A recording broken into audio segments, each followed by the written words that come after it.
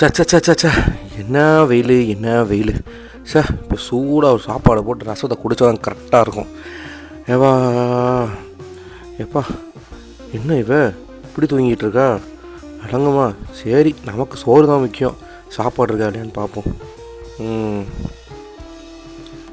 என்னது இது? வச்ச பாத்திரம் வச்ச இடத்துல அப்படியே இருக்குது, ஒன்றும் கழுவாமல் இருக்குது, எல்லாம் அப்படியே இருக்குது. இதுன்னு அங்கே அப்படியே இருக்குது. அடியா ஏய், என்ன என்ன இந்த நேரத்தில் என்ன எந்தி? ஹலோ ஏய், சாப்பாடு வைக்காமல் என்னடியும் உனக்கு தூக்கம்? அப்படி என்ன தூக்கன்றேன்? வயிறு பேசலாம் அவன் வந்திருக்கேன். ஐயோ மேம் வேறு வந்துட்டானே. இப்போ நம்ம என்ன பண்ணுறது? ஏதாச்சும் ஐடியா பண்ணுமே. அந்த ஐடியா போட்டுற வேண்டியதான். சரி.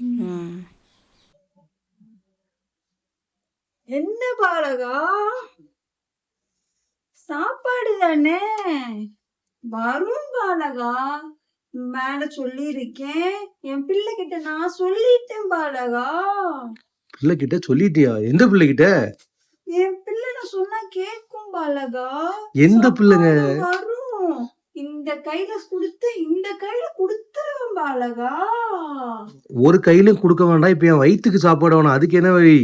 பாலகா எல்லாரும் வயிற்றுக்குதான் பாலகா சாப்பிடணும். இந்த கையில கொடுத்துட்டேன் பாலகா. என் பிள்ளை நிம்மதியா தூங்க விடு, உனக்கு சாப்பாடு வந்து சேரும் பாலகா. உங்க பிள்ளை தூங்கட்டுங்க, என் வயிறு தூங்க வேண்டாமா? அதுக்கு என்ன பண்றது? பாலகா நான் கொடுத்துட்டேன் சொல்றேன்ல பாலகா, வந்துரும். நீ இப்போ சொல்ற பேச்சை கேட்டு தூங்க விடலன்னா சாப்பாட்டுல விஷம் வச்சிருவ பாலகா. என்னது? சோத்துல விஷம் வைப்பியா? அவ்வளோதான் பாலகா. என் பிள்ளையை தூங்க விடு, உனக்கு சாப்பாடு இப்படி போய் இப்படி வரும் பாலகா. டே படுத்துடுறே.